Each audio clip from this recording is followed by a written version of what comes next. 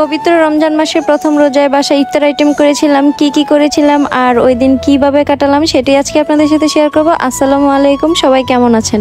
আর হ্যাঁ, এটাও বলে দিব কিভাবে খুব সহজে অনেকগুলো আইটেম আপনারা বাসায় করে নিতে পারেন ইফতার পার্টির জন্য। সকালবেলা ঘুম থেকে উঠে মেয়েকে স্কুলে নিয়ে যাচ্ছিলাম, বাসায় ছোট মেয়েকে রেখে তার দাদা দাদির কাছে, আর এদিকে আসবার বাবাও বেরিয়ে পড়েছে, তো সবাই একসাথে বেরিয়েছিলাম। রমজান মাস যেহেতু 1 ঘন্টার ক্লাস ছিল, তাই বসে থেকে আবার নিয়েও আসি। বাসায় এসেই কালকে রাতে বুট ভিজিয়ে রেখেছিলাম, এগুলো এখন ডিম আর আলুর সাথে দিয়ে ভালোভাবে সিদ্ধ করে নিব। বেশি করে নিয়েছিলাম যেন 2-3 দিনের জন্য ফ্রোজেন করে রাখতে পারি।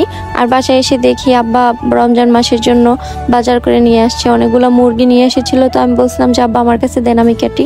তখন আব্বা বলছে না তুমি রোজা, তোমার কাটতে হবে না। আমি বলছিলাম যে আব্বা আপনিও তো রোজা। তখন বলে দোশালির বেটি, বেটা মানুষের রোজা আর বেটি মানুষের রোজার পার্থক্য আছে। তো এইদিকে কিন্তু আমি রাতের জন্য রান্নাটা সেরে ফেলেছি আগে, এখন আমি ইফতারের জন্য সবকিছু বানিয়ে নেব। প্রথমে আমি বেসন গুলিয়ে নিয়েছি, বেসনগুলোর ভিডিও আমার পেজে আপলোড করা আছে। তো প্রথমে বেগুনিগুলো দিয়ে দিলাম, যেহেতু বেগুনিগুলো একটু বড় সাইজের, তাই তেলের মধ্যে প্রথমে দিয়ে দিলে অনেকগুলো তেলের মধ্যে বেগুনিগুলো খুব সুন্দরভাবে ভাজা যায়। আর এই ভাজাভাজি করার সময় একটা চামচের মাধ্যমে যদি সবকিছু উল্টানো যায় তাহলে খুব সহজ হয়, নয়তো পড়ে যাওয়ার ভয় থাকে বা তেল ছিটিয়ে যাওয়ার ভয় থাকে। তাই আপনারা চেষ্টা করবেন চামচ দিয়ে তোলার জন্য। আর বেগুনিগুলা ভাজা শেষ। আর হ্যাঁ, একটা মজার বিষয় হচ্ছে আমি একটা বেসনের গোলার মধ্যেই সবকিছু বানিয়ে নিব। এখন বানাবো ডিম চপ। ডিমগুলা প্রথমে সেদ্ধ করে নিয়ে মাঝখান দিয়ে কেটে নিয়েছি। আপনারা আপনাদের মন মতো সাইজে কেটে নিতে পারেন, 4 টুকরা করতে পারেন, আমি 2 টুকরা করেছি। আমরা যেহেতু বাসায় 6 জন ছিলাম, তাই 3টা ডিমকে কেটে 6টা করে নিয়েছিলাম। এখন আমার এগুলো ভাজা হয়ে গেছে। আর এটা দিয়ে দিলাম আলুর চপ। আলুর চপ তো সবাই জানেনি, আলু ভর্তা করে তারপর এটা ছোট ছোট করে গোল করে মাখিয়ে তারপর বেসনে চুবিয়ে ভেজে নিচ্ছি। অতটা সময় লাগে না, সবকিছু যদি আগে থেকে রেডি করে নেওয়া হয় খুব তাড়াতাড়ি হয়ে যায়। তো আমরা সব সময় বাসায় ইফতার বানিয়ে তারপর খাই, বাইরেরটা খাওয়া হয় না, খুব কমই হয়।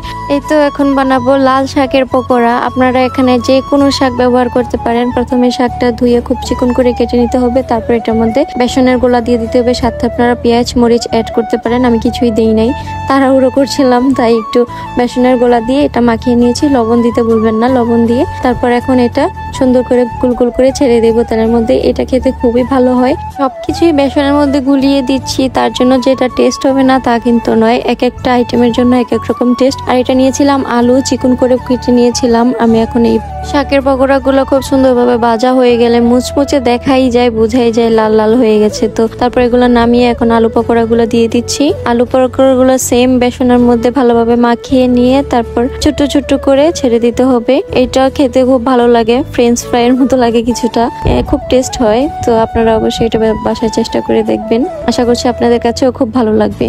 তো এগুলো এখন খুব সুন্দরভাবে লাল করে ভেজে নেওয়া হয়ে গেলে উঠিয়ে নিব। তারপর এখন বানাবো পেঁয়াজু। পেঁয়াজুটা যেহেতু ঠান্ডা হয়ে গেলে ভালো লাগে না খেতে, তাই সব কিছু বানানো শেষেই আমি পেঁয়াজুটা বানাই। আর এটা অল্প তেলেই হয়ে যায়। এখন খুব সুন্দরভাবে মাখিয়ে নিয়েছিলাম, আগেই দিয়ে দিলাম তেলের মধ্যে। আর এই তো দেখুন আমার ইফতার আইটেম মোটামুটি হয়ে গেছে।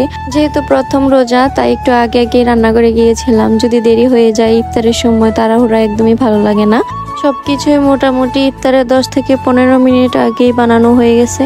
আলহামদুলিল্লাহ, শ্বশুর শাশুড়ি পরিবারের সবাই মিলে একসাথে ইফতার করি।